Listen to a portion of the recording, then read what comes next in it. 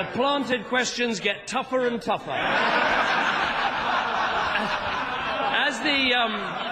As the Prime Minister knows, there's only one thing more uncomfortable than a U-turn, and that is a U-turn after repeated protestations that you're not going to make one.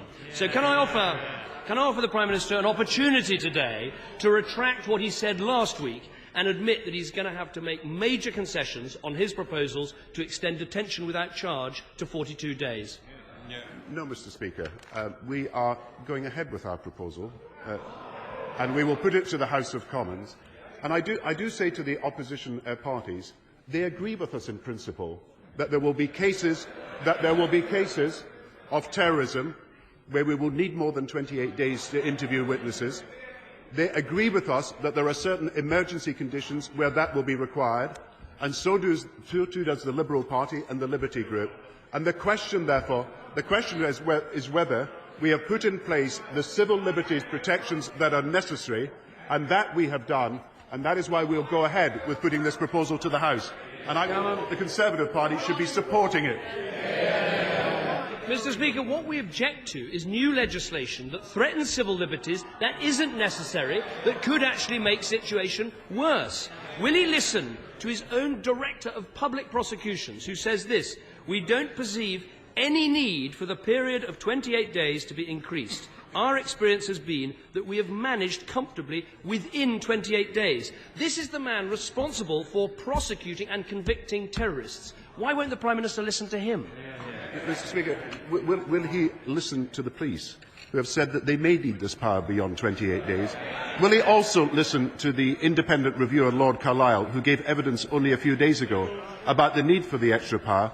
And will he not recognise that if we have to come to the House in a period of emergency and ask for these extra powers, that is not the way, because that gives oxygen to terrorism? It is better to take the pre-emptive action now, and I think the Conservative Party should be ashamed of itself not supporting this legislation.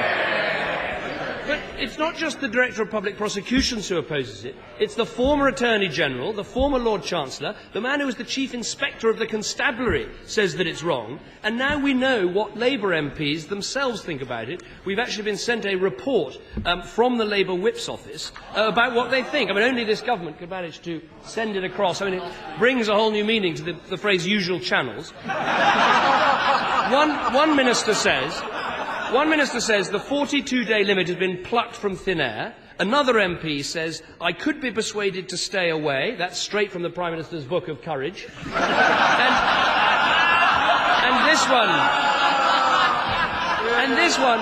This one, my own favourite, from the Honourable Member for Ealing, who sums up, I think, the mood of the Labour Party, who says, "I will support it, but I think it's balmy."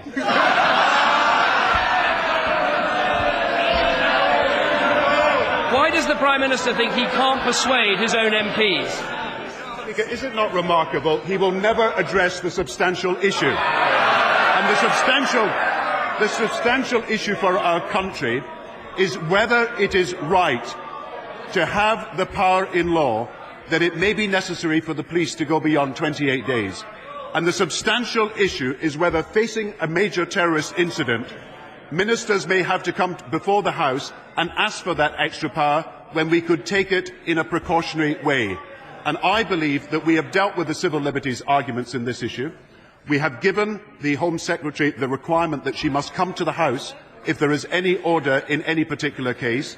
We have given new powers to the independent reviewer so that he can adjudicate the case.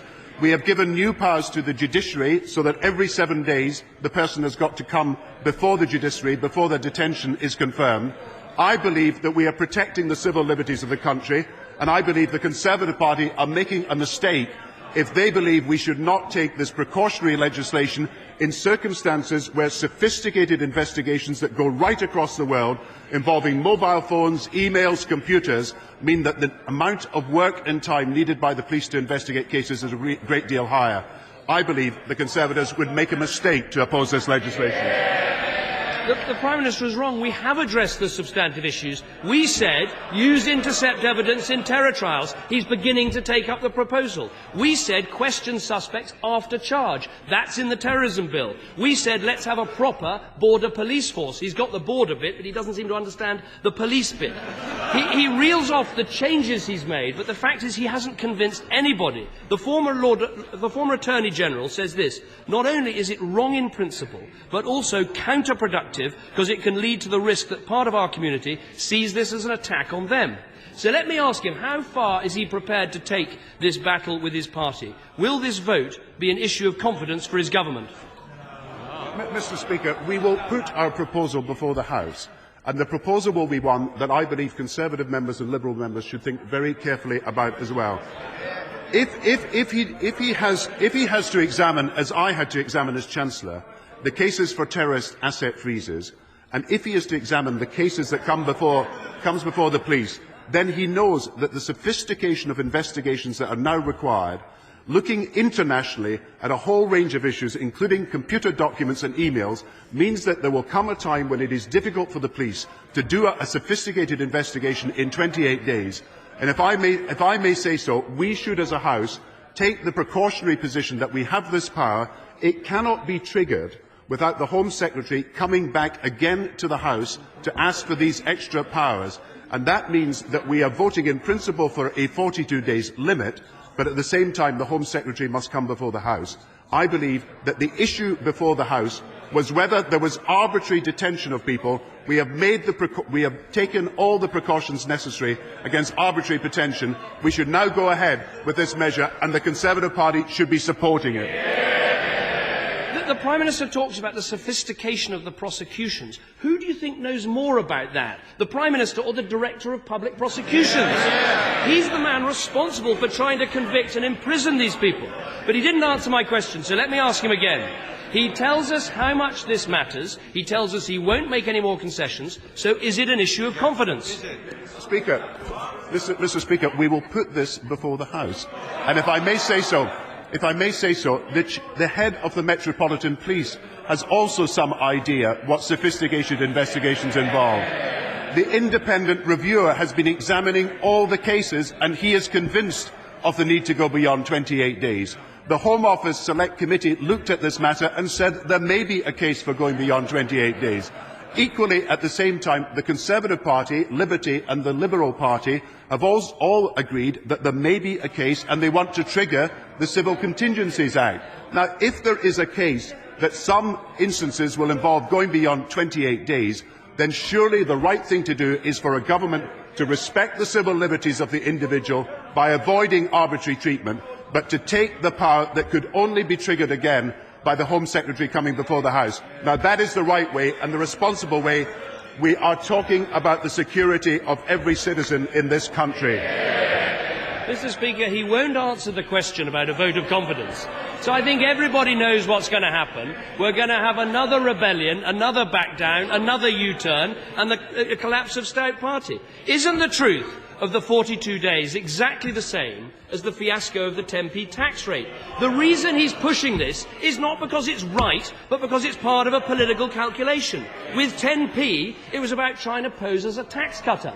This time, it's about trying to pose as being tough on terror. Everybody knows what's happening. Today, apparently, he's admitting mistakes. Why doesn't he admit the biggest mistake of all, which is he puts political calculation and self-interest...